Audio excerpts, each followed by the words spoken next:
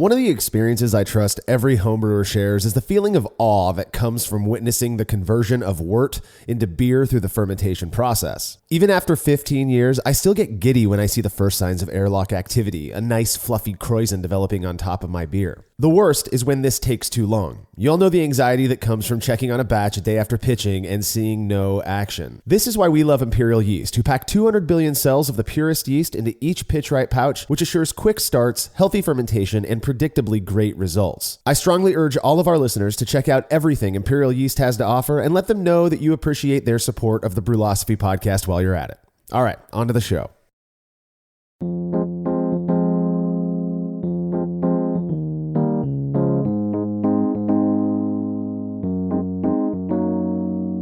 Hey everybody, this is the Brewlosophy Podcast. I'm your host, Marshall Schott, and we've got a really fun episode planned for you all today. Joining me in the studio is OG beer reviewer, Tim Meisch, as well as our much prettier halves, my wife, Laura Schott, and Tim's wife, Michele Meisch.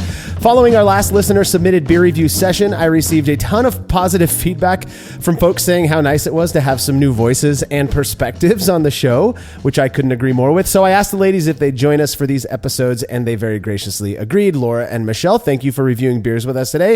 How are you feeling about blindly trying a bunch of stuff sent in by our listeners again? Let's do it. Yeah, we're excited. I'm excited. I'm nervous again. That's what makes it fun, though, babe. Don't be scared. Don't be scared. Well, yeah, for multiple reasons, I imagine. Timmy, I'm assuming you're prepared. You spent a whole bunch of time drinking the finest craft beer in Fresno to prepare for this one. Oh, yeah. I'll bring my... You got a Coors Banquet sitting in front of you. I do have right a Coors Banquet, yeah. You little yellow belly there. So Isn't that a fine Pilsner? No? That's No, Miller that's Lite. Miller That's Lite. coming later. That's Miller Lite. Got it. Well, just a quick reminder, this series is the one where we will be reviewing beers sent in by listeners, and I will not be sharing as many details about the beers prior to drinking them, though it's going to be hard to hide it because they're plastered all over the bottles we'll be passing around. This is different than our relatively new Average Brew series, where Tim, Justin, and I review beers brewed to the same parameters by members of the Brew Club. It's always good to mix things up a bit. So, all right, if you like what we're up to and you want us to keep doing it, please consider becoming a patron of Brewlosophy by committing to a small monthly pledge over at patreon.com/Brewlosophy. You'll receive rewards like access to unpublished recipes, unique discounts at YakimaValleyHops.com, and an invitation to a monthly live Q&A session with somebody in the brewing world. The YVH discount for this month is pretty killer, $6 off each 1 pound bag of fresh 2022 Australian Eclipse.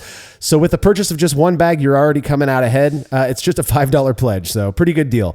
Our Q&A livecast guest for this month, September of 2022, is the short-circuited brewer himself, Brian Huntley, who has both a website and YouTube channel where he focuses on electric brewing, among other interesting things. I've hung out with Brian a couple of times. He's really a great guy who knows his way around an electric brewery. If you want to be a part of this session, you have to make your pledge at patreon.com/Brewlosophy no later than Friday, September 23rd, 2022, as Brian's going to be taking questions that Saturday, the 24th. All past sessions are available on our private Patreon and Facebook pages, so you can go back and watch them whenever you like. Learn more about becoming a patron over at patreon.com/Brewlosophy. Another really easy way to support us is by using the links found at brewlosophy.com/support when you're shopping online. Your experience does not change at all, and we get a little kickback for the referral. Finally, if you wouldn't mind letting us know what you think about this show by leaving a rating and review in Apple Podcast or wherever it is you listen to podcasts, we'd really appreciate it. Feedback is brought to you by Clawhammer Supply, who in addition to having a badass YouTube channel chock full of great brewing related content, sell what we believe to be some of the best electric brewing systems on the market. If you've been considering making the move from propane to electric, you owe it to yourself to check out Clawhammer Supply. Whether you're after a 120 volt 5-gallon unit or something bigger, like their more powerful 240 volt 10-gallon system, Clawhammer has got you covered. Learn more about everything they have to offer at clawhammersupply.com, and don't forget to check out their YouTube channel as well. Clavery Roy from Nashville, Tennessee, wrote in with a thought on preventing cold side oxidation after listening to episode 246, where we talked about packaging and shipping beer, which is kind of relevant since people had to package and ship their beer for this episode. Clavery says, why not stick each bottle in a food vacuum seal bag and vacuum seal it, then package per your recommendations? If there's a change in pressure while if they're flying in the air or whatever to get to me, there wouldn't be any air to suck into the bottle. And if it leaked out of the bottle, it's still vacuum sealed, airtight bag. So maybe the beer could be salvaged. I bought a NutriChef food sealer on Amazon for $50, and it came with a roll of bags you cut to size. Seems like it should work unless I'm breaking Boyle's Law or something. Boyle's Law is this idea that the volume of a gas at constant temperature varies inversely with the pressure exerted on it. That makes me sound smarter than I am. I Googled that. Clavery, I appreciate you bringing this up, as I've received quite a few beers packaged this way, but I never considered it as a way to avoid oxygen suckback. Rather, I just thought it was to catch any beer that might spill out should a bottle crack open. I'm no chemist, but what you proposed makes a lot of sense to me, and vacuum sealing bottles really wouldn't add much more difficulty to the process, so perhaps it's worth trying. Thanks again for the email, Clavery. If you have show feedback, you can send it to feedback@brulosophy.com or drop us a line on social media. Alrighty, when we're back from this break, we will be digging into some listener-submitted beers.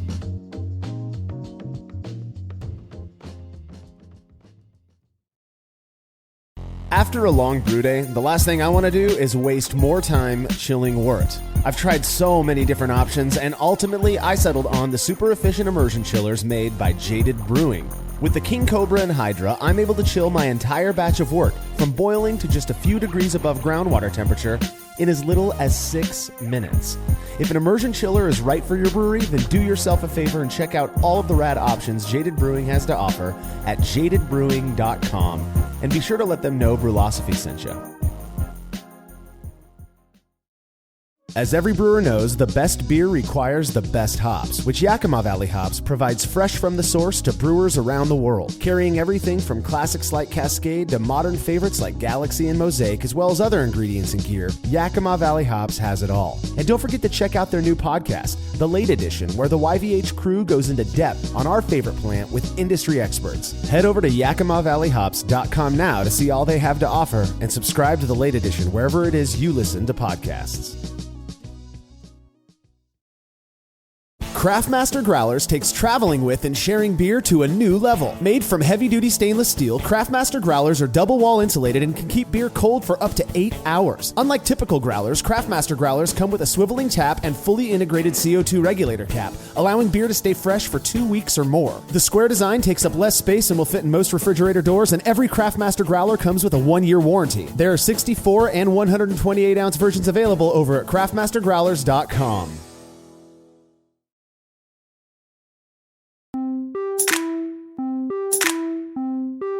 I've never fancied myself a really great reviewer of beers. In fact, the only reason I became a BJCP judge, Laura, you probably remember this, was because a group of my friends in town, all of the homebrewers that you know, Tim, were all doing it, and they peer pressured me into joining them, and so I became a BJCP judge for that reason. What I find a little off-putting is when people speak objectively about what is really a subjective opinion, so they act like their subjective opinion is fact, and that's what ultimately motivated me to start the 1-minute beer review with you in Jersey, Tim, because I knew that there wasn't much objectivity there. And so I thought it would be fun. I know some of you out there are still grieving that loss, but I hope that this kind of fills that void a little bit. And I'm loving what we're doing here. We get to blow hard, 3 of my favorite people on earth reviewing these beers. For this round, we are going to do something a little bit different. A few people sent me multiple beers. So rather than mixing them up and potentially losing track of whose beer we're drinking, we're going to taste them in order. So if somebody sent me 3 beers, all 3 of their beers will be up front. Like I said, I'm not going to share the details until after we're done reviewing the beers. You're going to see what the style is and potentially who sent it, because most of the people put really nice labels on their beers, and I'm not going to try to hide that. So, all right, we've got the first one poured. This one does come from Alistair Dinning from Pointe Claire, Quebec, Canada. Let's dive into this before we talk about the style. Before the first thing I noticed was the foam, the creamy foam on this thing is lasting forever. So we've had this poured for a while. Yeah. And it looks to me, I haven't read yet. I want you guys to drink it before I go too deep into this. Looks to me like he may have bottle conditioned this. This is bottle conditioned. So the ferment or the carbonation came from a natural process of adding sugar back to the beer once it was finished fermenting, and then putting it in bottles and letting it sit for 3-4 weeks to get carbonated. Pretty cool. So it's kind of a it's very amber color, but it tastes like a darker beer to me. Like I expected it to be much darker than it is. Just based on the flavor of it? Yeah. I get almost a like a Captain Crunch cereal kind of thing in the retro nasal when you blow out of your nose after drinking. I get kind of a cereal grain thing. It's earthy to me. It's really earthy. Yeah, I agree with that. That is it. In the back of my tongue, kind of. Yeah. So I don't want to read to you what this is yet. It is good. It's really good, and I'm surprised I'm saying that. So in terms of aroma, is there anything you get on the nose? I don't get anything. Yeah. I feel But that's not anything new. Coffee to me, which is weird because I wouldn't expect that. Well, a lot of the grains that are used in these beers, he says, so this is an English pale ale. He put English pale ale-ish in homage to Timothy Taylor's Landlord, which is a very classic English ale. And the cask ales of my homeland, Alistair says.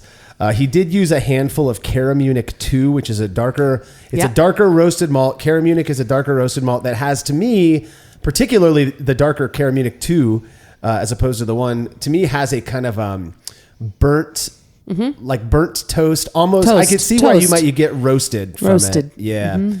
Yeah, I definitely, like yeah, exactly. But it's light. It doesn't take like a stout, Nope. I'm curious what you think, babe. So he used a West Yorkshire yeast in this, and I always as a cat. I know, meow.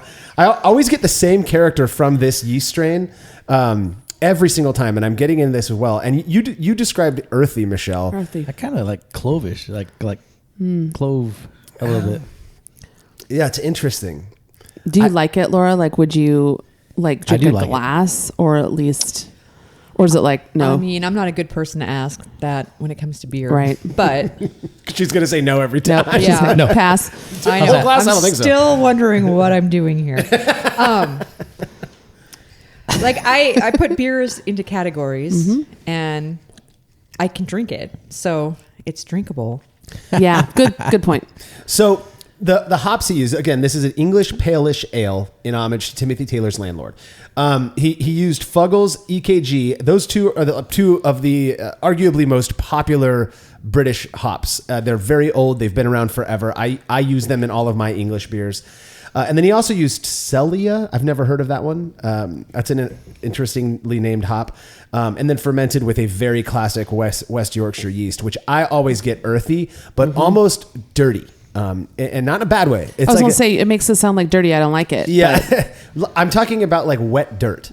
That smell of wet dirt or like fresh rain almost. Yeah. And it's, I get it every time. Yeah. Every time Tim eats wet dirt.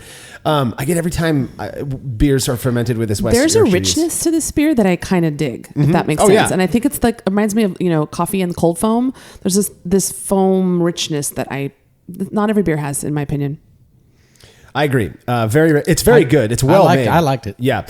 Yours is gone. It is just a comment on the appearance. You said that you had real nice foam. I agree. Yeah. Mine, I got the first pour, and this is a bottle conditioned beer, and so my first pour looks like Laura's too are very crystal clear.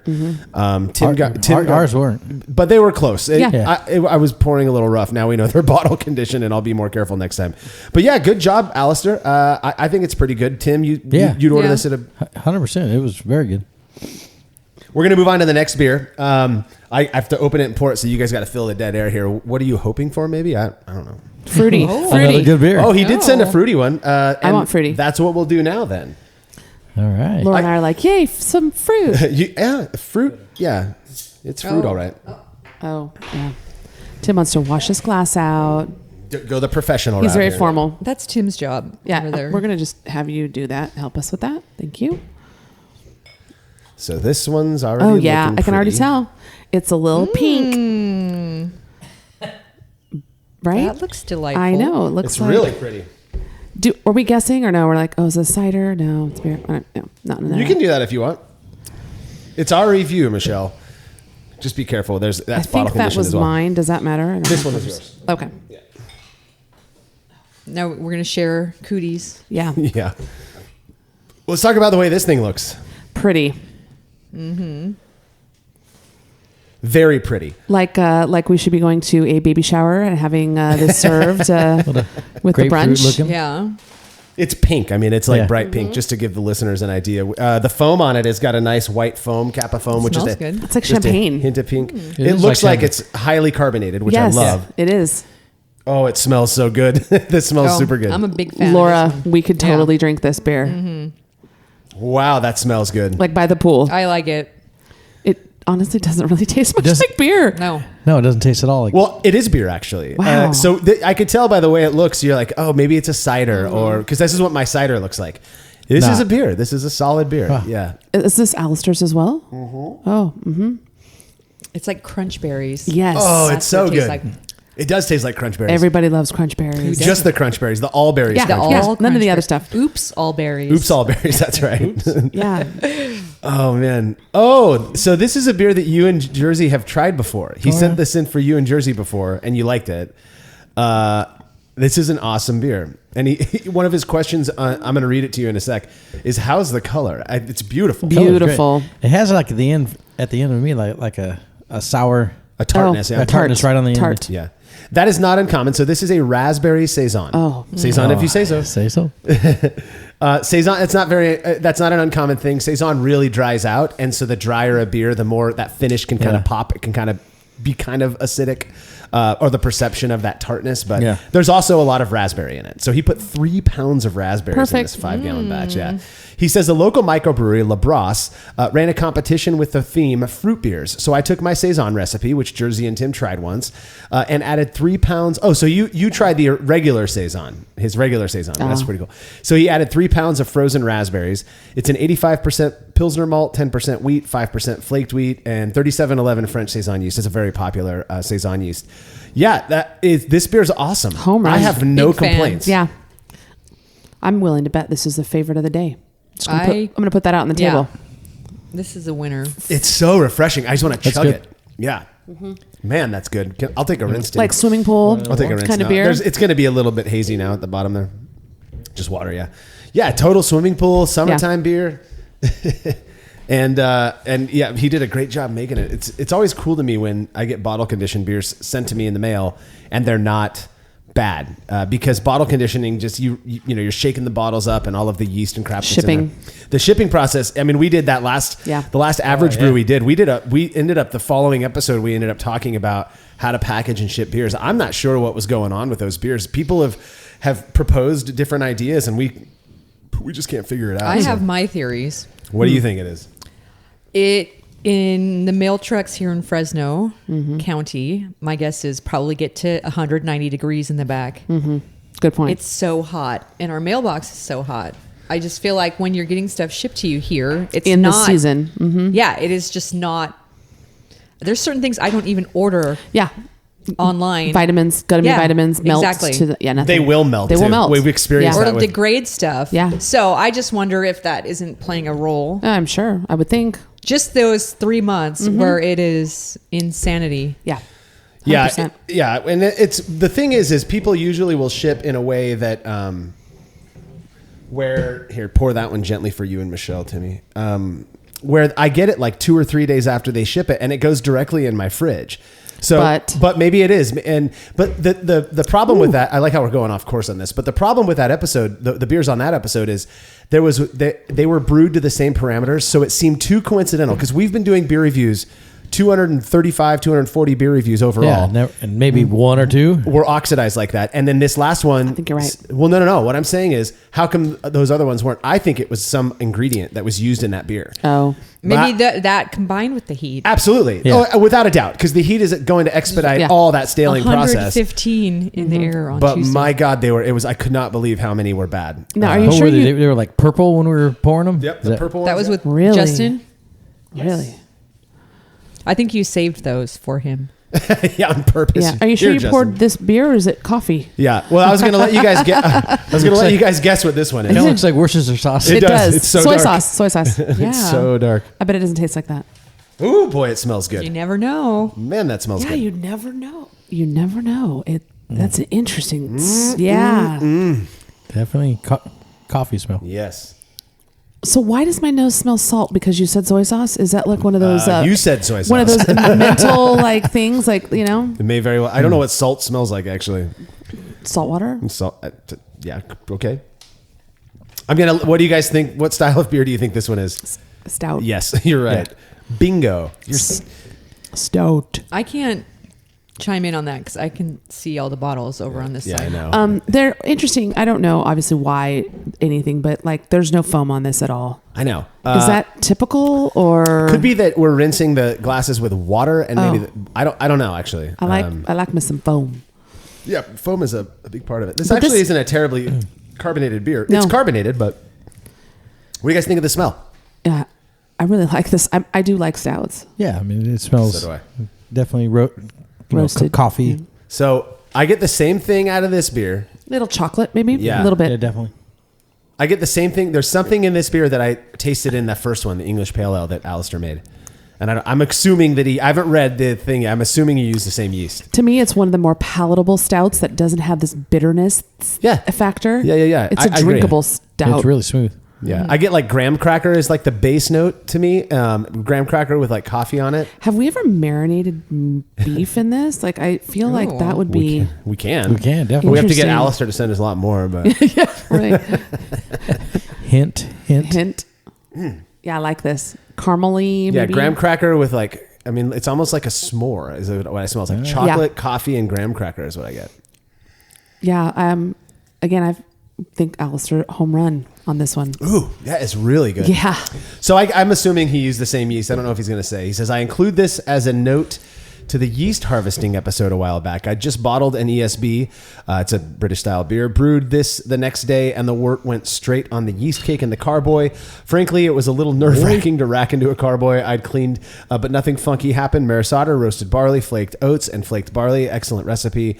And 1469 West Yorkshire yeast. Yeah, he used the same yeast as he did in that English Pale Ale. I just get this earthy thing. It's very interesting. I like it. I like it too. It's very unique, and it's one of those unique yeast strains where I always seem to get that same vein of flavor. Laura, do you like this kind of style?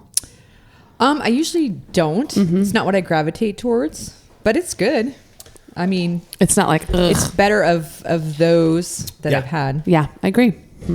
Yeah, it's not like stout's not one of the ones where Laura will be like, okay, I'll try that. Right. You know, if we're out drinking. But Right. I love getting her opinion as somebody who That's doesn't my really big like beer. issue with beer in general, and that's where Marshall and I are so different. Is I need less volume of something to drink, and What are you talking about? it's like, so if it's thicker or heavier like that, I You'll find drink myself less. Yeah, going away from it.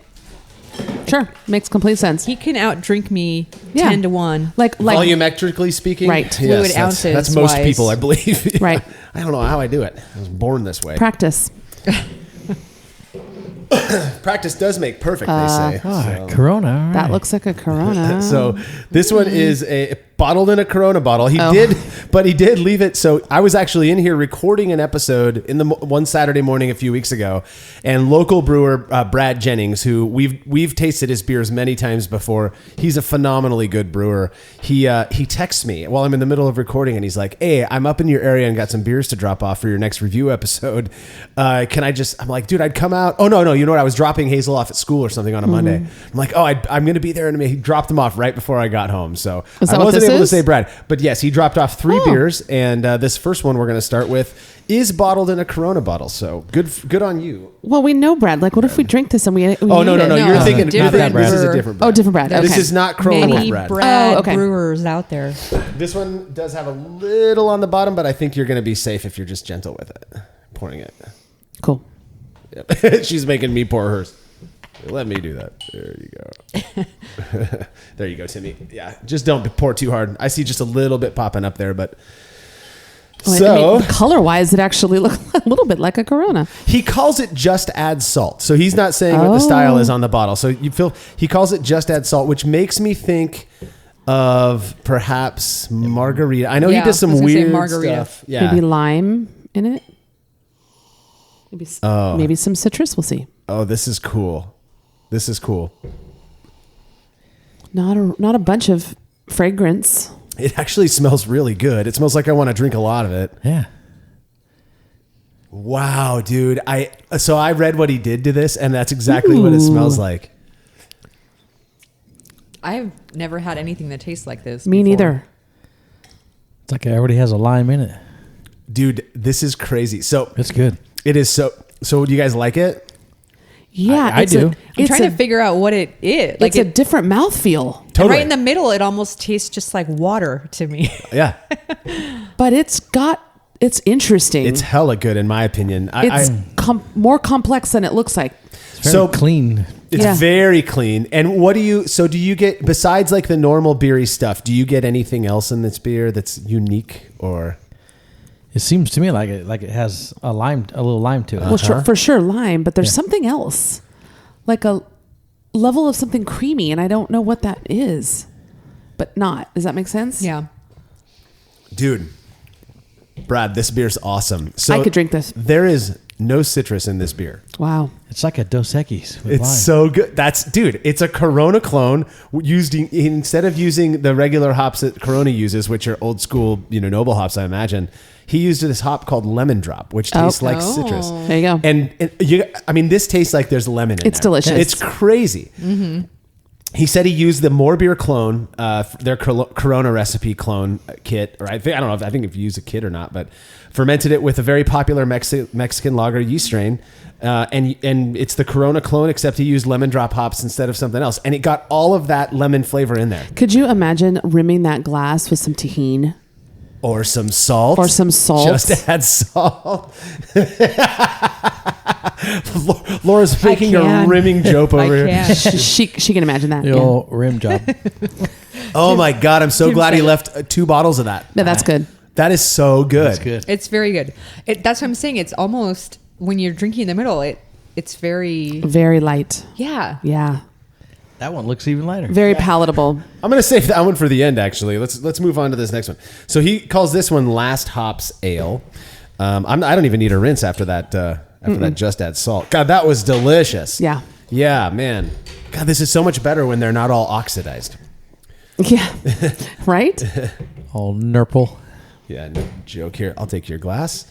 So Last Hops Ale. This one, again, is from Brad Jennings. He's a local brewer here in Fresno-ish. You got Michelle? That's a pretty looking beer. How would you describe that color? A little darker amber. Butterscotch. Oh, okay. Butterscotch. Yeah. Hopefully it doesn't taste like that. Like a Werther's Original.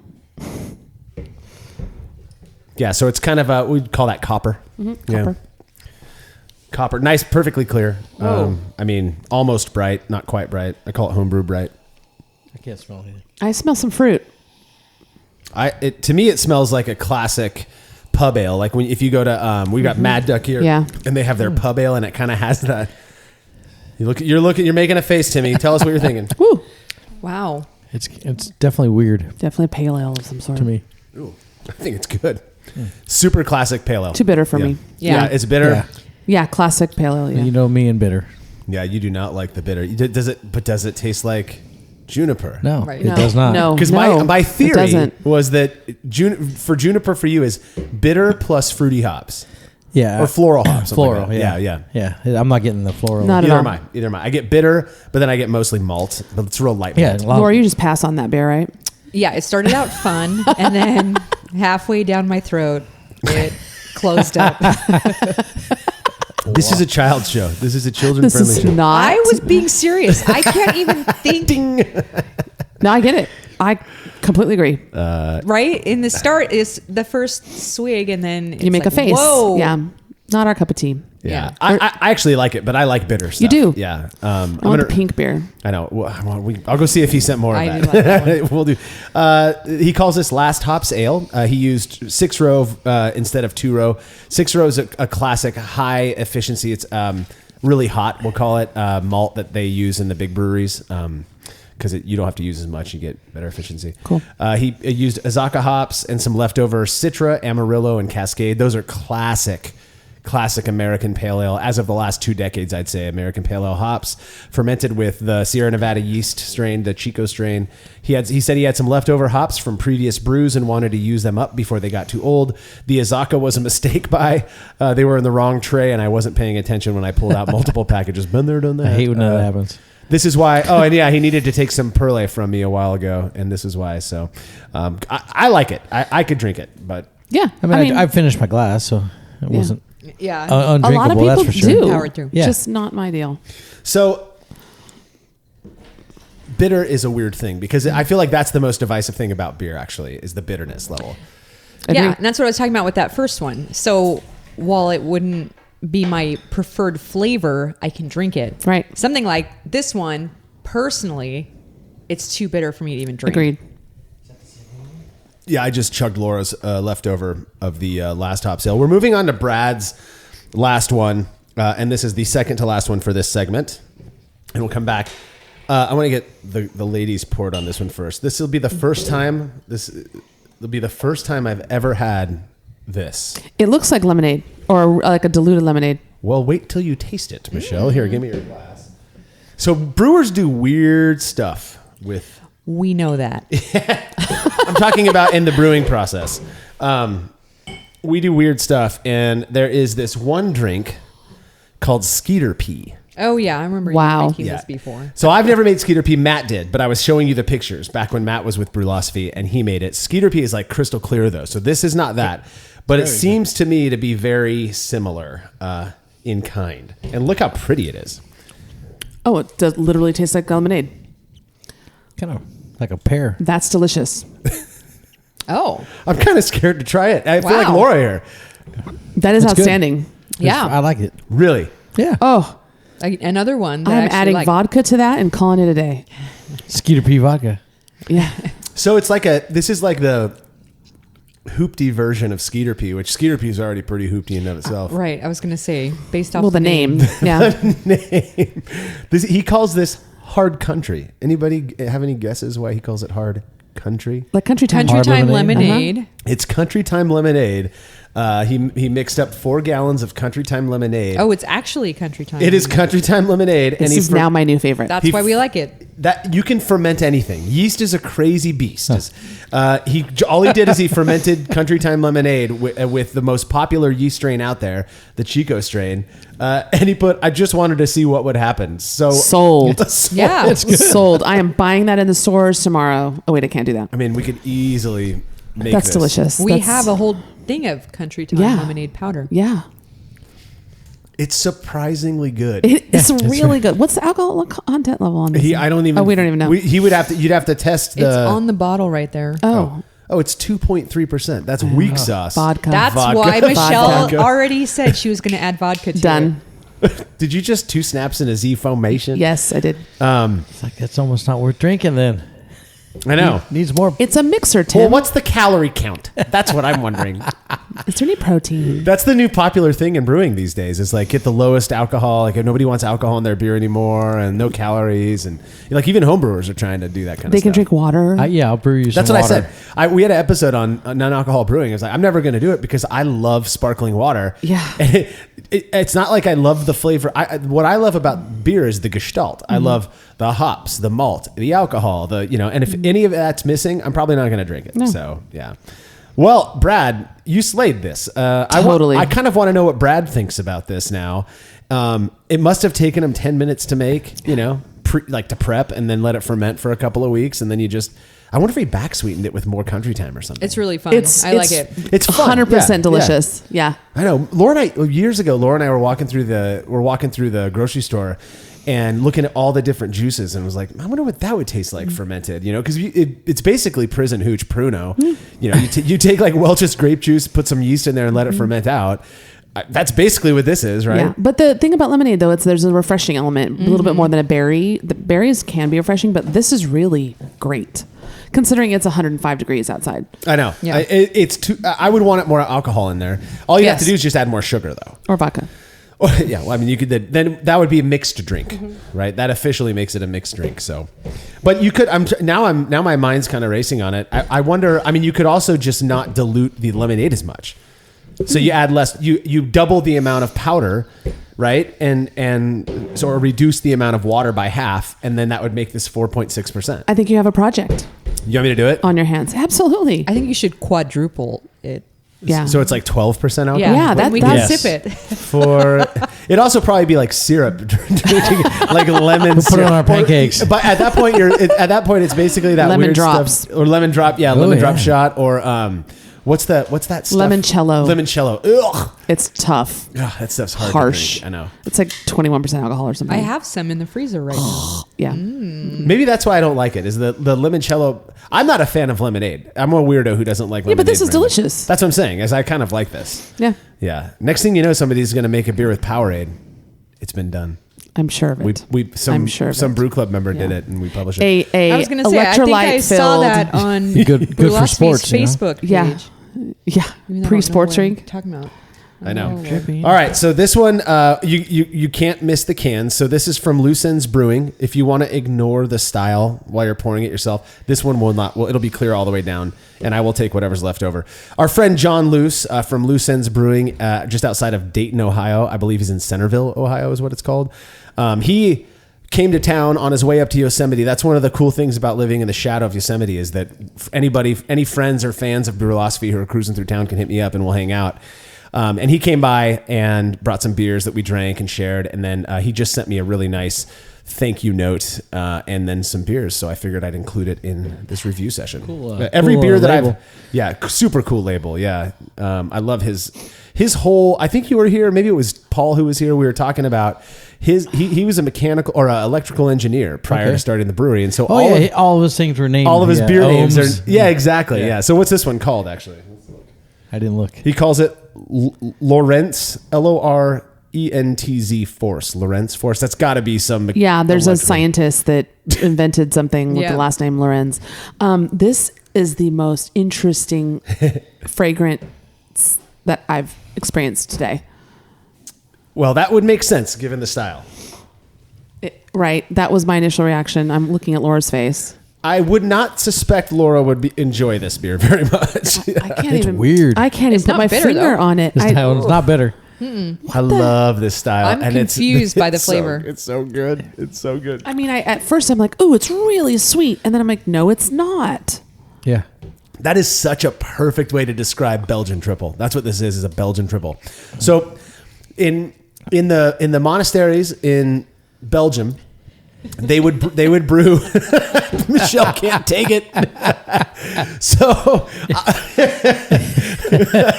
don't puke. Can I have some oyster crackers? I know. I've told you we'd get some Ritz or something like that. This beer is so freaking good, but I understand how it's so unfamiliar to people that you're like, what the hell is this stuff? It's like someone's punched me in the tongue.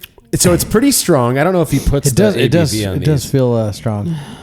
So a triple Could is be okay. 8, 9. 9%. Yeah, nice Yeah, go. see? You're There you pro. go. But it's really low bitterness. It's only 26%. Yeah, it's not not bitter, bitter. but No. it's something, It's isn't it? confusing. Yes. What Yes. It's just the flavor, the blend of like flavors. It's and very odd. Yeah, it's like your tongue goes, oh, this is going to be sweet. No, it's not. That is such a perfect explanation of a lot of Belgian beers. So the Trappist ales are the beers that were brewed by the monks to sustain themselves during Lent. I believe it's Lent. It's kind of like grapes. Yeah, I get a kind of a grapey thing from all triple. And so they would be higher in alcohol because that's more calories, right? Well, it's really interesting the way they set up. They have Ankel, which is their single, and that's a pale looking beer like this, but it's the lowest in alcohol. And then they have Double, and that's about double the strength. I have a guess what comes next. Yeah. But here's the Double. thing. But double, I used to call it double until a Belgian corrected me. He's like, we call it double. That's dark beer. And then triple is light again. And a lot of times a triple will also be made, people will throw like coriander in there. And I think we've had one of those the last time. That we may have, huh? yeah, I don't remember. I think we had 2 Belgian I have a doubles lot. or triples. I don't know. Here, let me read what John put on the label here. He says a pale and somewhat spicy ester dry. Spice. Oh yeah, big time. I was getting to that. Dry, strong ale with flavors of clove and breadiness, moderately hopped with noticeable bitterness and a clean, dry finish. That's a perfect explanation of this beer, and it's a really well done version of it. So double is dark, which gives you more of that pruny flavor, and then triple is this, and then quad is dark, and a quad is even bigger than this. It can be up to 10-12% alcohol. So the thing about triple is, or about most of the stronger Belgian ales, is that they actually do add a form of sugar called Belgian candy syrup or Belgian candy sugar. And that to me does impart kind of a candy sugar. Yeah, but then you have that clove overlay, which is like, wait, what's happening? Yeah. That's the yeast. So they use a yeast that produces phenolics, esters and phenols, as Jersey would say. And so esters tend to have that fruity thing, which you get. Some people will get kind of a bubblegum thing, though. Our friend Sean Wood, when he went over to Belgium, he's like, dude, none of those beers tasted like bubblegum. That's like a flaw, I think. This does not taste like bubblegum. I get a real light clove character. I get fruity esters. I get clean bready malt, and I get a syrupy thing. Yep. But it's still dry. And I quite enjoy this. I don't get bitter, though. Maybe it's in there, but I just can't. So it's balanced. So 26 IBU in a beer like this is probably started at like 1070 or so. I know that doesn't make sense. And finish probably below 1010. So that's a big range in terms of specific gravity. So that will dry the beer out, but it's still going to leave residual flavors. That's why they have different grades of candy sugar and whatnot. What do you think, Timmy? Well, I finished my glass, but it's very interesting. I love it. Would you order this on menu? No, I would not. So here's the thing about Belgians, though.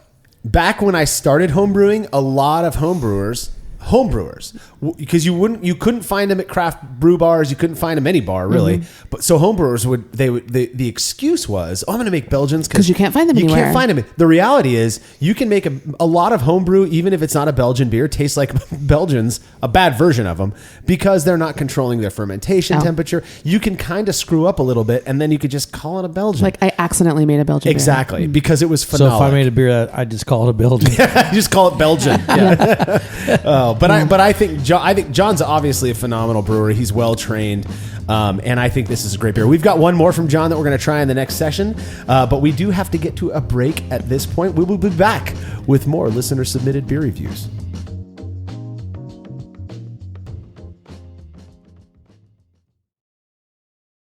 Family-owned Atlantic Brew Supply is the largest homebrew shop in the Southeast. No gimmicks, no multinational corporate overlords, and no BS. They offer exclusive malts, yeast, and more from local artisans, as well as award-winning recipe kits. They also sell professional brewing gear and cask equipment from sister companies ABS Commercial and Cask Supply. Most ingredients are available by the ounce, plus Atlantic Brew Supply has an on-site calculator to help you craft your best brew. Orders are processed same day, and 2-day shipping is guaranteed for East Coast customers. Get 15% off your first order using promo code BREWPOD. That's BRUPOD at AtlanticBrewSupply.com.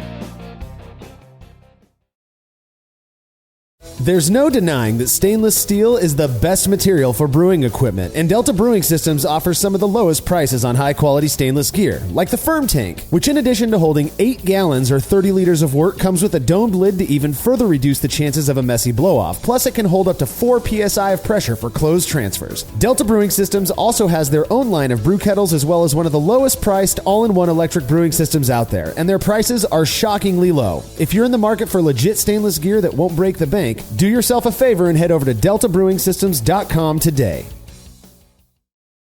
Have you ever thought about adding a port to your kettle but held off because you didn't feel like drilling into your gear or sending it off to have someone else do it? From the makers of the world's fastest counterflow chiller, the Exchillerator, comes the Hangover, the easiest way to add extra ports to your kettle as well as countless other options. Mount a faucet to your keg for easy portable pouring. Set up the perfect whirlpool arm. Hold a heating element in place. All of this and so much more without permanently modifying your gear. Manufactured right here in the United States, the Hangover offers brewers too many convenient solutions to list here. So head over to Exchillerator.com today to see what the Hangover can do for you.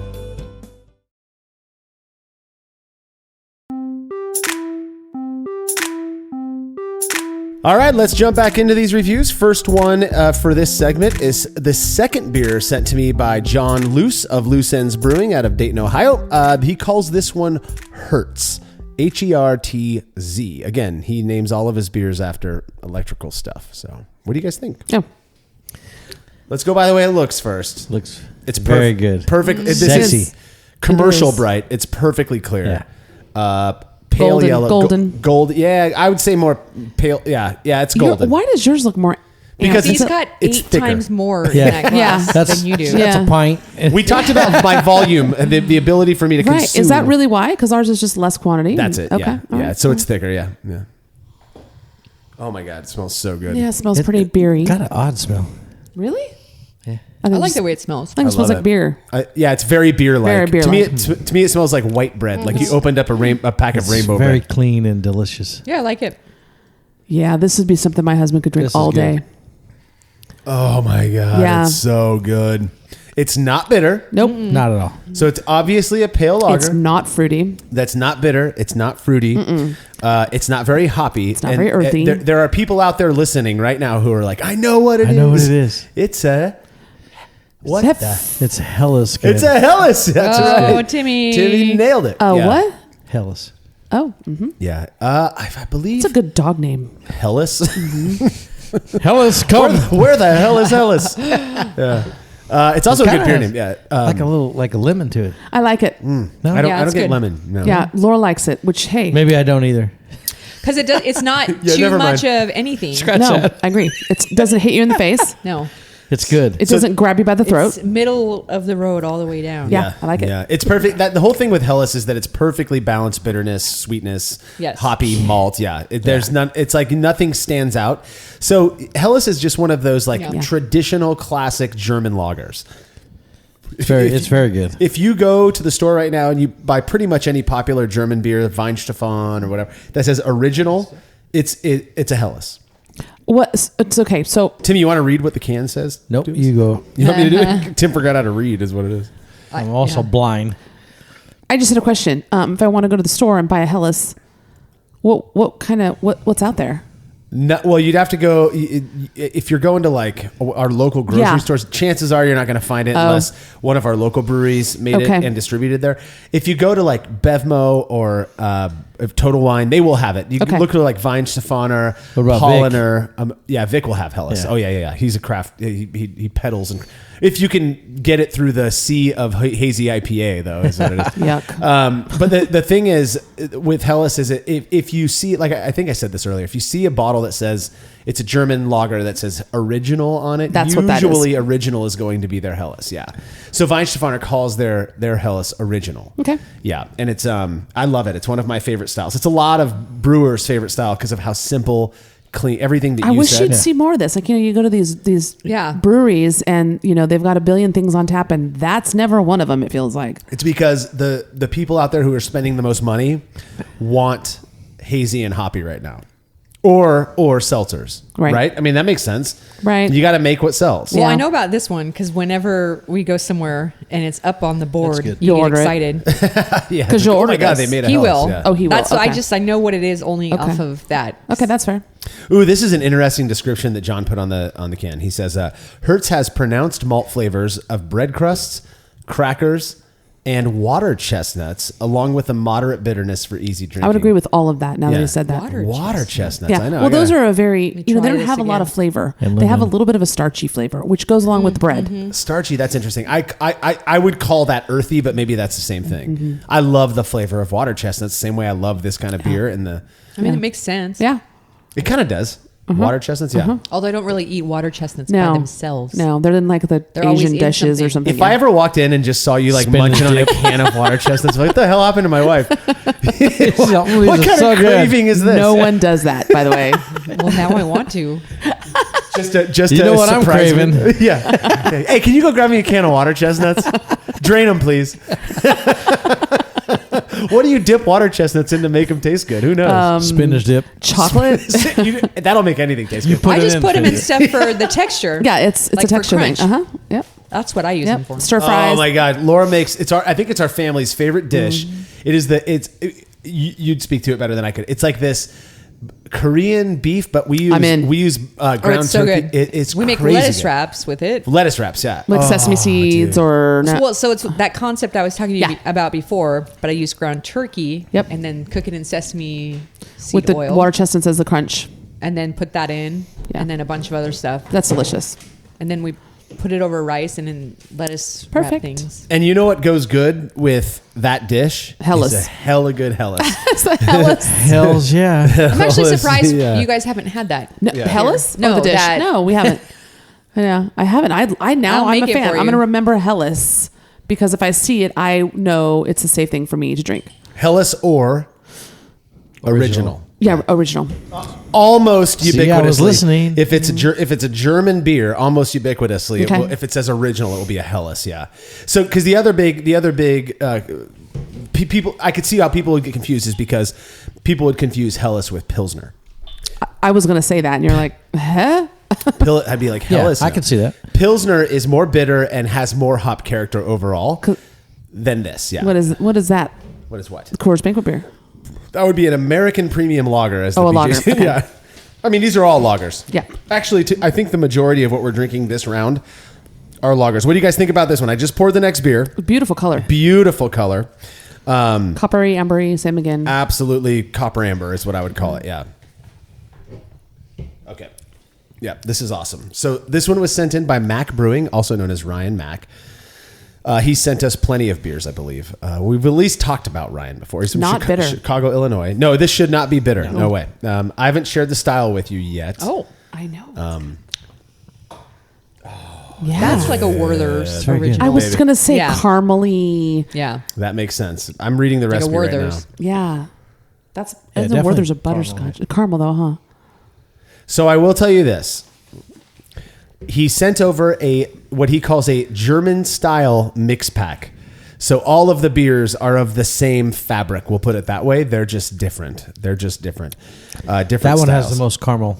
Yeah. This, of all of 100%. the ones we're drinking today from Ryan, this will be the But one it's that's not the most caramel. sweet at all. No, it's not not at all. No, sweet. it's a caramel, but not sweet. So maybe there's a richness to it.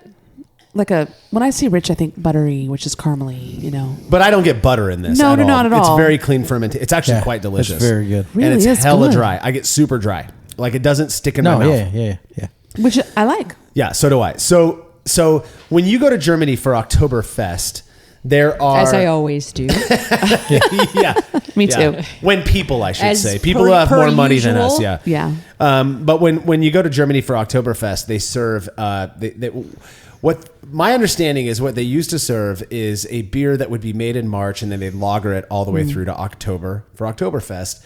And they would serve it. And it was this. It's called Märzen, which means March. I believe. Some German's going to correct me. Like, not exactly, buddy. But that my understanding is that this used to be the primary style that was served. But that's not the case anymore. They've evolved and they've made things stronger and paler because that was more palatable for people. And so there's a different style. And Ryan sent us one of those as well. We'll drink that one next. But so this is a Märzen, and for the listeners, I will read the basics of the recipe here. It's 5.9% alcohol, so Nice. almost 6%. That's pretty common for a Oktoberfest. IBU is very low, 20 IBU. That's bitterness. It's very low. You don't get that. You get the caramel. You get that. The grains he used in this, very interesting. Munich 2, which is dark Munich malt, which is I always get graham cracker from Munich 1, the lighter kiln Munich. From this, I get a graham cracker with caramel. Is what it tastes like to me. And I get that in this beer, and it tastes phenomenal. Pilsner malt, Vienna malt, and then Cara Munich and Cara Pils. So that's pretty standard for a It's Märzen. delicious. It's so good. And the hops he used are a Tettnanger, which is my second favorite hop of all time, definitely my favorite noble hop, and then Hallertauer Mittelfrüh, which is the oldest noble hop. My understanding is it's like the oldest known. That sounds like a Lord of the Rings character. Hallertauer Mittelfrüh. Hallertau is the region. Mittelfrüh is the hop. So, and then he fermented this with a dry yeast strain, Fermentus S189. I don't think I've ever used that. Man, I gotta say. Tell me good. again the type of beer this is. Sorry, Märzen. I won't remember that because I'm Yeah. not an oral That's the learner type this is. or verbal learner, but I'd have to see it.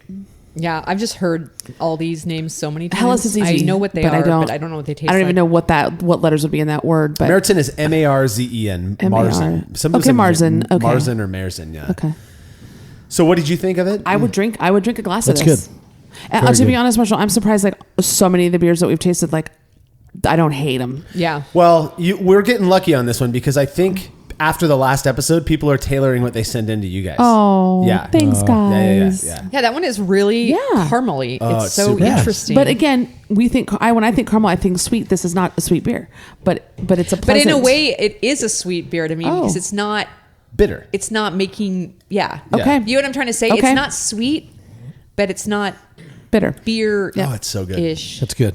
He sent us 2 of everything so we can have I more like it. later. Yeah, so do I. I like that one, Laura. I mean, I like it too. If Tim handed me a glass of that, I would drink it. You would drink a full pint of that? Uh-huh. Would you order it at a brewery though? Yeah, because you're like, I'd order the Helles. Yeah. Oh, me too. I would order that. Or the lemonade delightfulness. My issue with Meritzen, even when I make it, and I have a recipe that has been brewed. I call it Mocktoberfest. People have, probably thousands of people at this point have brewed that recipe. It's very good. I can go for a pint, maybe 2 pints, and then I got to move on to some Miller Lite because it's like, man, there's a richness to it. There is. Definitely. Which is my understanding, which is part of the reason why at Oktoberfest they moved away from that. They actually went for a stronger style of beer that's just paler and less rich. Okay. Yeah, that would be a lot. I agree. Over and over again. I'd be very full. Well, full and my mouth starts to feel weird. Right. That's my issue, is that my mouth starts to feel kind of sticky. So this next one is also from Ryan. He sent us 3. I'm going to hand, Tim, hand that over to you. Be careful. There's a little bit of shit on the bottom of that.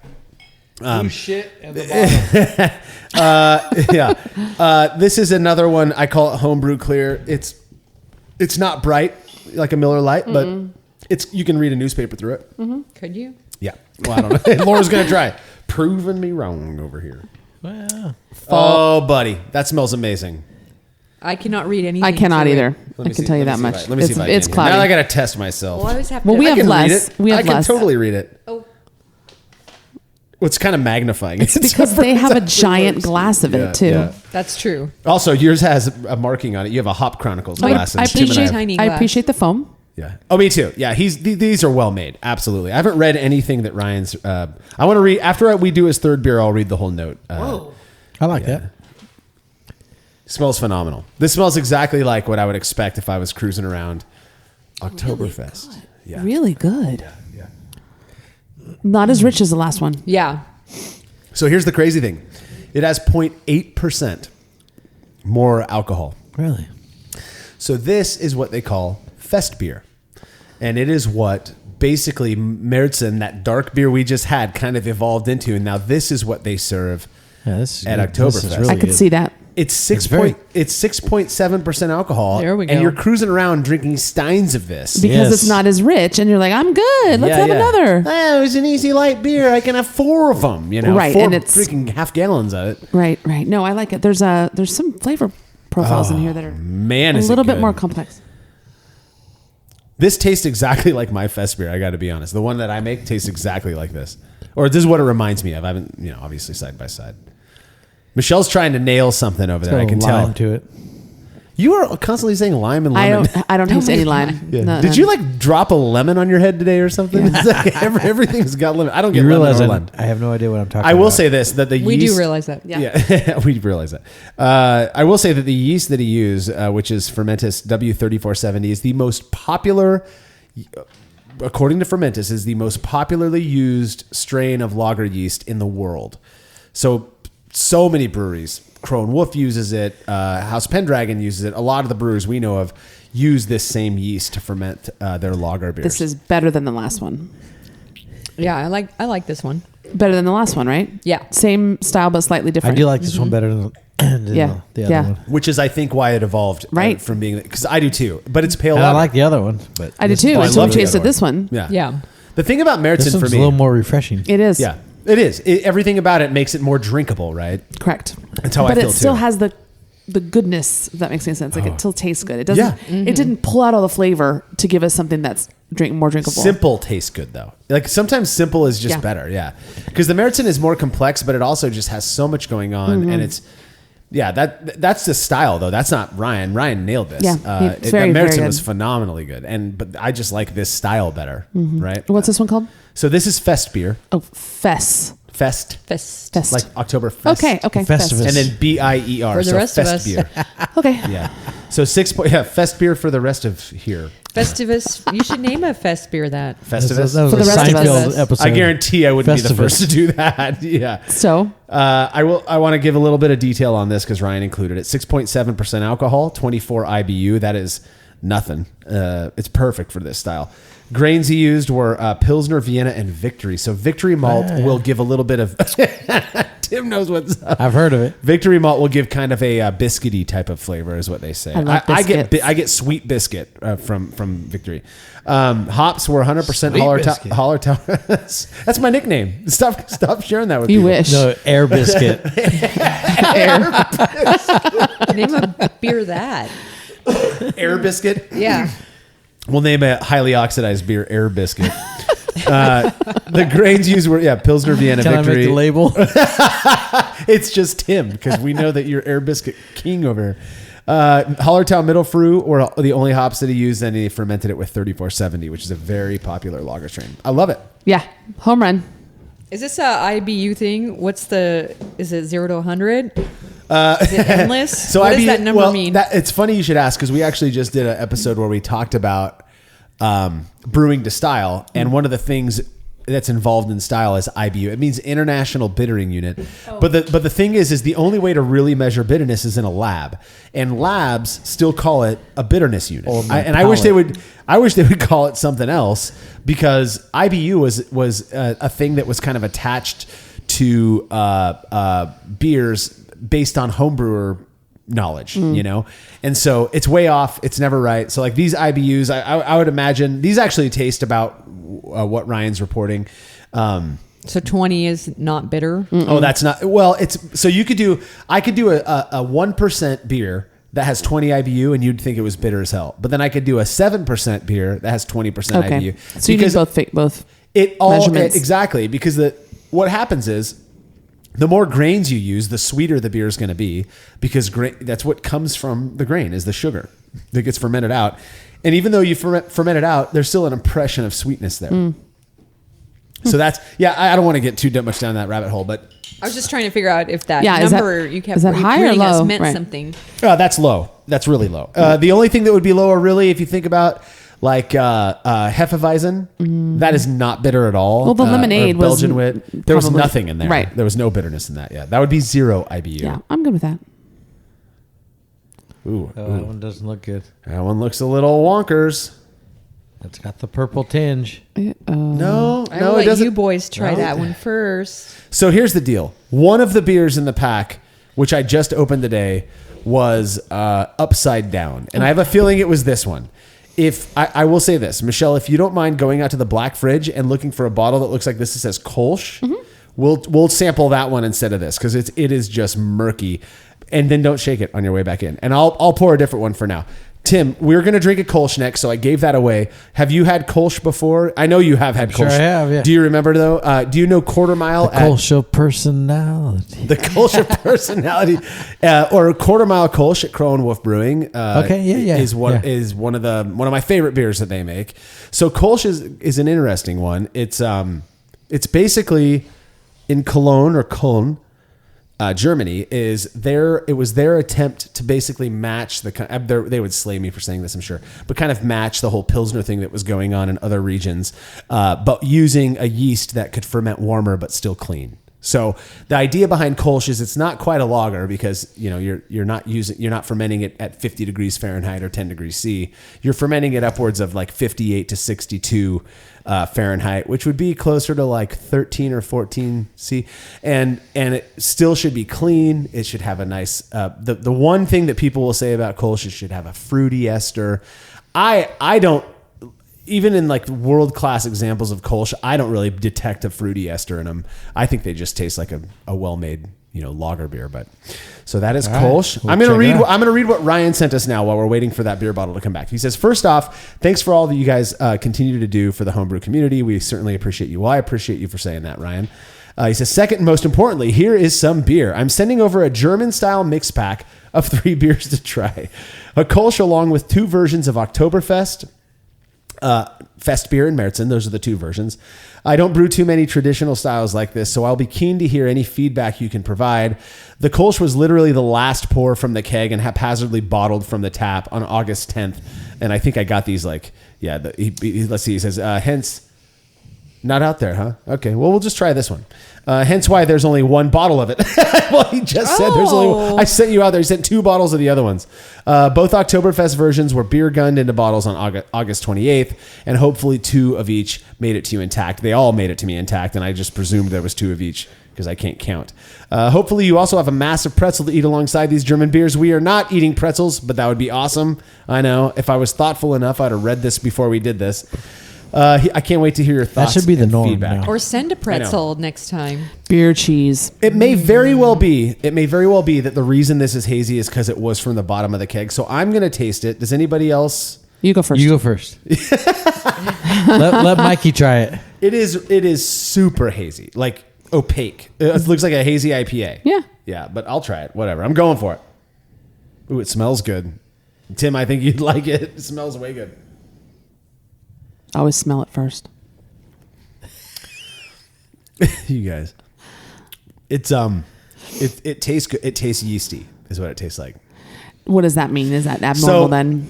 Yeast has a very peculiar flavor to me. It has a very peculiar flavor, but it also makes my mouth squeaky. And that's what I'm getting now. Yeah. Like my squeaky mouth. Can you hear my teeth? No, we cannot hear your teeth. You have headphones on. Everything is so magnified. much louder to me. I'm bummed because I have a feeling that this beer was probably now I'm kind of curious. phenomenal. Can I taste the squeaky beer? Yeah. Here, I'll pour it in my glass. Squeak. Here. Everybody take a little tug off of it.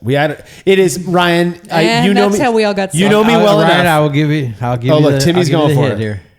There you go. So it is the I think this might have been the one beer that was also upside down. So when I flipped it over, because I just put the box in my fridge, right? Yeah. Because this arrived. This arrived here like 3 days ago. It doesn't taste like, oh my god, it's bad, but it's not a good beer. I've tasted so something worse, that's for sure. Yeah, 100%. It's not bad. Well, that's what I'm trying to say is that I have a feeling that if we had let this settle, super carbonated too. I love that. I love that actually. But if I had let this settle in the fridge for 3 or 4 days upright, it might have. It would have cleared up and probably been really good. And I feel bummed that we didn't do that, Ryan. But hey, how about next time you pull us bottles before the end of the keg? I'm putting it on pretzel. I'm blaming Ryan now for his. Damn, my chemistry report's due tomorrow. Yeah, exactly. We've all got kids who've done that. That's funny. But man, I gotta say that all of these beers, even the Kolsch, I mean, I can tell that it was probably a great keg. We just got the last of it, and that bottle was upside down. Really good. He says, you guys were kind enough to enjoy my pale ale in the Average Brew 1 reviews. That was fun. Those are the pale ale ones. And I had a couple notes to follow up on, since you started off by joking about my lack of effort in bottle presentation. I actually remember that one, I think. Yeah, I made sure these puppies were extra grimy looking on the outside. They really are, Ryan. Mission accomplished. They do. They look like shit. I mean, honestly, masking tape. By far, they're the worst looking one. They're the worst bottles. He didn't even clean the outsides of them. Great job, Ryan. He said all of the effort went into what's inside. Again, additionally, you joked about the random saying Brewlosophy shirts and one that simply said Ryan Mack. I obviously had to send you a Mack Brewing t-shirt for you to rock out on the West. I will be wearing that, Ryan. I did get the shirt. Extra large, please. Extra large. Yeah. And these ones, though, these are like the trendy ones. You're going to need a double X, dude. Right. Oh. Yeah. Chances are my wife's going to end up stealing this one. Ryan, 2X now. No shame, Tim. No shame. But I will say, Ryan, you nailed it, dude. All those beers, what was inside those ugly ass bottles was really, really good. And I have to believe. Can you dump that out, please, for me? And yeah, I don't need it rinsed. Kolsch is clean enough. But I have to believe that Kolsch was probably phenomenal off the keg. Everything else, the Märzen and the Fest beer were phenomenal. I thought so, really good. This next one, finally, we're moving on to somebody else here. Let's see. This one comes from Austin Woods from Walla Walla, Washington. Laura, Oh, okay. Walla Walla. have you ever spent any time in Walla Walla? I certainly have. I remember being stuck there for some reason and playing my Geo Safari game. Probably when I was 10. Wow. It's a great name. Do you remember when we were living in southern Idaho and I had to go renew my driver's license, but I didn't want it to be Idaho? And so the closest... Did you drive to Walla Walla? You and I drove to Walla Walla. It was this real gloomy day, which is completely normal for the Pacific Northwest. And we drove to the DMV all the way in Walla Walla, and I was able to get my license renewed. Walla You Walla. too may Did you have listen to enjoyed many a Dishwalla? Walla Walla onion. Those are the sweet Yes. ones. Yeah. Those are the I've sweet seen that ones. labeled as such. Yeah. They're good. The funny thing about Walla Walla is that it's in Washington. So it's Walla Walla, Washington. Yeah. Yeah. It's also where one of the bigger prisons is at in Washington State. Oh, well, I haven't been tracking that, but thank you for letting me know that. No comment on that one. This one's very light. As an employee of a prison. Light. It's clear. I have a feeling this may not be beer. Oh. Well, this is going to be a fun one. We'll put it that way. Oh, yes. So Austin Woods runs the YouTube channel 5 Minute Brewery, which please go support Austin. His YouTube videos are perfectly quirky enough and interesting enough. Yeah, it's okay that you're making that face. Oh, that tastes like wine or something. Soapy wine. Yeah. Wait till I tell you what it wine. is. Yeah. Well, it's called Old Tennessee. So, but go watch 5 Minute Brewery. You guys will love it. Change the name right now. To Soapy Wine. Mm-hmm. Every episode of 5 Minute Brewery on YouTube is about 5 minutes, and he's usually brewing a beer, doing something fun, something quirky like Old Tennessee homebrew, which he actually included a picture of on his note because I think he wanted to prove just how old this really was. So Austin says, a couple years ago when I lived down in the southeast United States, a friend of mine came to me with an interesting homebrew recipe from his neighbor, who at the time was in his late 90s. He's senile. Homeboy just needed to get lit. He's like, I gotta make something. He's like, he lived through like 2 prohibitions. Says this recipe dates back to the early 1900s and results in a very strong 10% golden ale called Old Tennessee. Go for it, guys. We did. This is 10%. That's what Austin's saying is it's 10%. Yeah. I feel like the name fits the beverage. Old. Yeah. Wow. Yeah. I don't think I've ever seen that face on Marshall before. I have. I'm sure.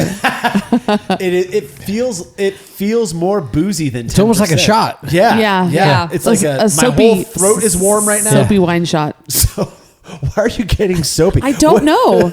It's not floral, I'll tell you that. It's not floral. Wow.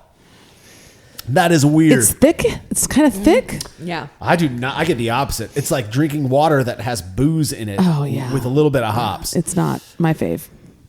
But hey, I'm not 90, so. Well, either is Austin. I think Austin's probably like low 30s max. I watch 5 Minute Brewery, by the way, Austin, and I love it. I love what you're doing. He says to emulate them. So I'm going to read the ingredients because I think our listeners will appreciate it. So you do 5 pounds of granulated sugar. Wow. 3 pounds of blue ribbon malt syrup with hops flavor, 1 package of dry yeast, and 4.5 gallons of water. So that'll get you up to about 5 gallons, right?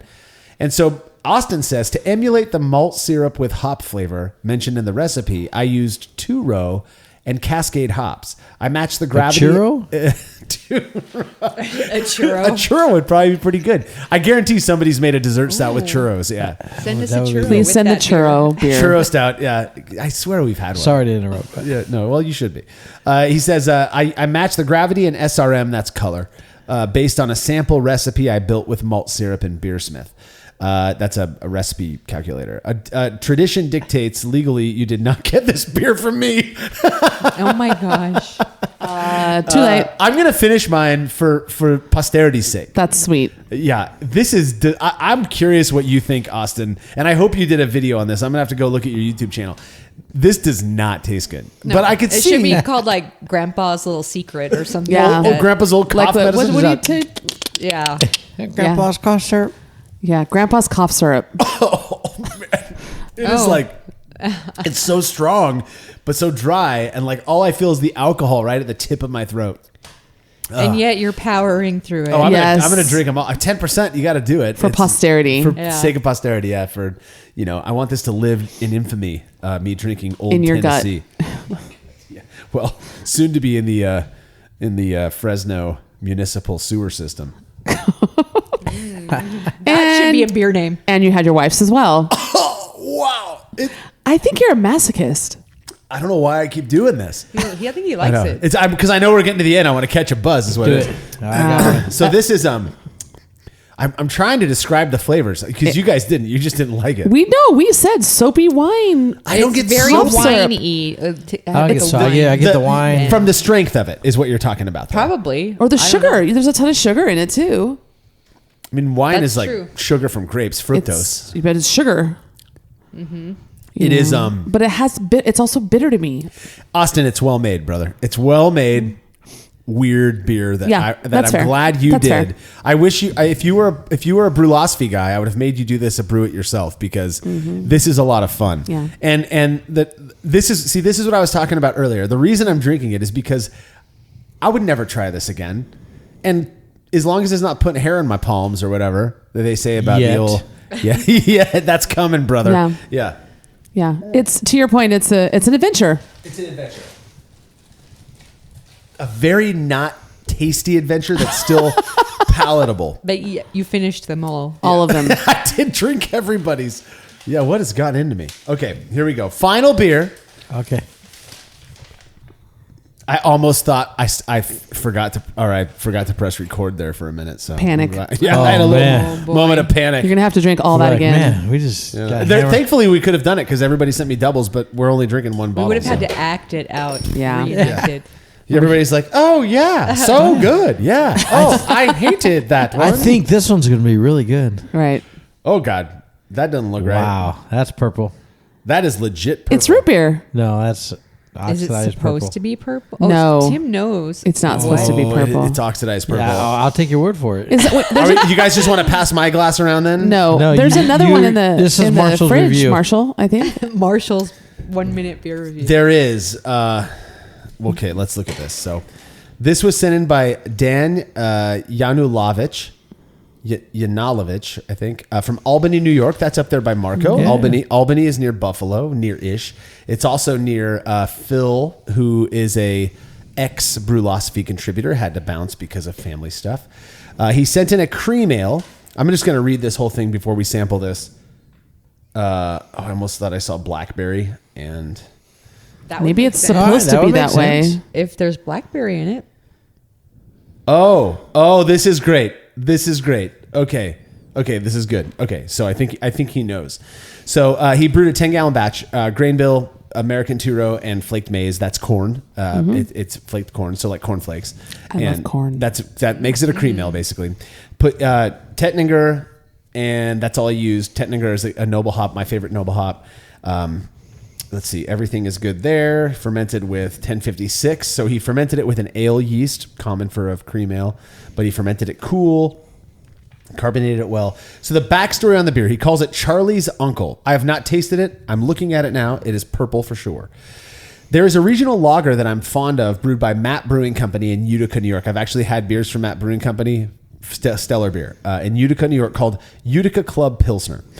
It is affectionately referred to as Uncle Charlie by upstate New Yorkers. I drink a lot of, quote, beer-flavored beer. That's like Miller Lite. And tend to brew cream ale regularly to get that flavor without the hassles of lager brewing. I don't usually name my beers, but my son Charlie recently turned 1. And this is the beer. I know, I love that. And this is the beer I will serve to the guests at his party. The reverent Not his word son. To Charlie. To Charlie. Yeah. serve it to Charlie, 1-year-old. Yeah, here, put this in your bottle and drink it. More daddy. The reverent wordplay came to me recently as I was enjoying this cream ale on a hot day. Commercial example. So I don't know if he sent me a commercial example. Marshall mentioned that he enjoys Genesee cream ale. I shared some with you before on the cream ale episode of the podcast, so I included one with my submission. That's the one we shared. So thank you so much, Dan, for sending that. That was good. So good. Yeah, so good. I'm sorry to say the 6-pack I bought was really oxidized, so feel free to use it as an educational... The one we got was not oxidized. It was really good. Unfortunately, it would appear by the looks of it that your homebrewed example of Charlie's Uncle is a little bit oxidized. I mean, what color would you call that? It's Bronze. Violet? Violet, you're turning violet, Violet.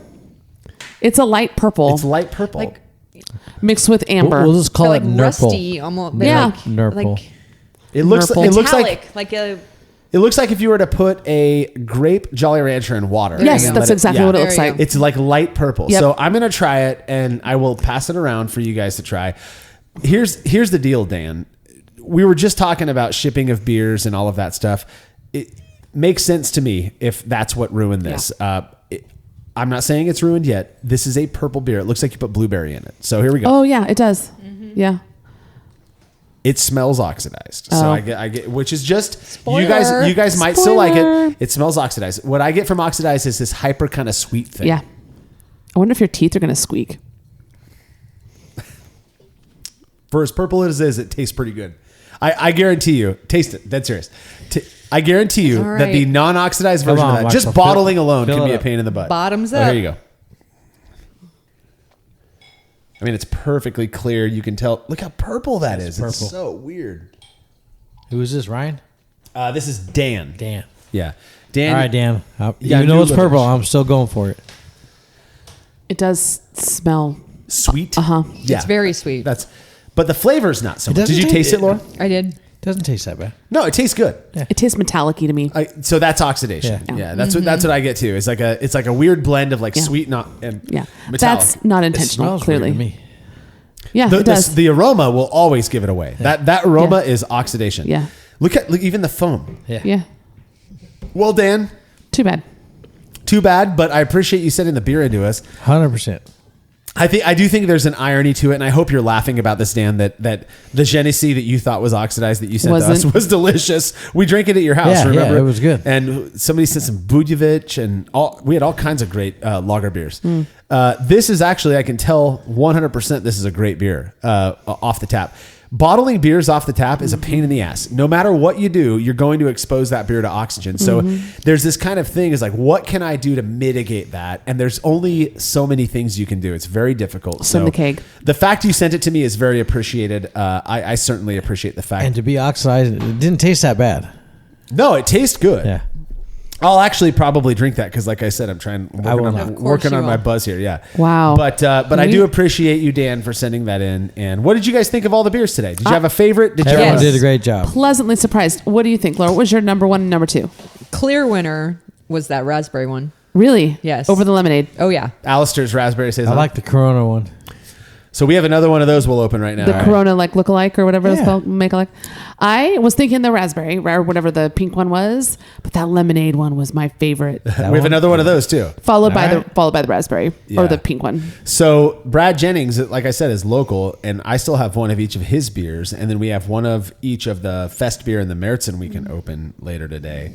I have to agree. My favorite was probably the Loose Ends Hellas because that was delicious. I agree. But also, I think it's unfair. No offense, John. You're a good buddy. Whatever. I'm not going to give the win to a professional brewer though, who's using. I'm sure he's filtering and all of that because it was crystal clear. It was good. Brad probably takes the cake for me as well today for that Just Add Salt one. That was crazy. That was delicious. It was also the most interesting with lemon drop hops. The lemon drop, and here's the deal. Everybody's beers today, I could tell were solid. It sucks that the cream ale was a little bit oxidized, but I know for a fact that it was probably good right out of the keg, guaranteed. Shipping beer, packaging it, it's a pain in the ass. Sure. You screw stuff up, and you take that risk every time. So I'm not going to spoil somebody's. You did a great job, Dan, and I appreciate that. Ryan Mack nailed it with those beers. Alistair nailed it with his. Everybody did such a good job today, and I really appreciate everybody sending all of those in. That is all the time we've got for the reviews. All the beers we've got really for the reviews today. Massive thanks to all the listeners who put the effort into getting those beers to me. I had a lot of fun drinking and reviewing them. How about you guys? You have fun today? Yeah, it was. It was great. 100%. Was it as bad as you thought for your second time, sweetie? No. She's like, this is the worst part. I thought it was better. I roll. I thought the beers were better Than the last one? Yeah. The last time? Oh. I think they're...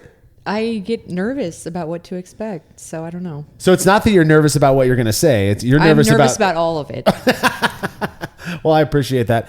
If you'd like to have your beer featured on a future beer review episode where the four of us do our best attempt at reviewing them, you can email me, marshall@brewlosophy.com, and we'll get you all set up. And I promise, if you send us something that's screwed up, we're not going to tear you up. I know that shipping beer is a pain in the butt. So, well, after all those hoity-toity beers, as Jersey used to call them, I think I'm ready to crack open a nice Miller Lite to wash my palate off and take a dip in the pool, perhaps. Don't forget to subscribe to the Brew Lab, where host Kate Job takes you into the lab with brewing professionals to discuss the important and fascinating work that they've done. And make sure to follow everything we're up to over at brewlosophy.com. The Brulosophy podcast is made possible by the generous support of our sponsors as well as all of our rad listeners. We seriously could not do this without you. Cheers to everyone who has subscribed and left a review of our show. It makes a huge difference. If you haven't yet, please consider doing so. Head over to brulosophy.com/support to view a list of ways you can easily help us to continue producing this podcast. If you want a reward for your support, visit patreon.com/brulosophy. Thanks again for listening. We'll be back next week with another episode of the Brulosophy podcast. Until then, think beer. Start off the morning with some hot tea, lemon and honey, cause it suits my bro. Put some herb in the bowl, yeah, it's homegrown. Ain't gotta go through the middleman, no.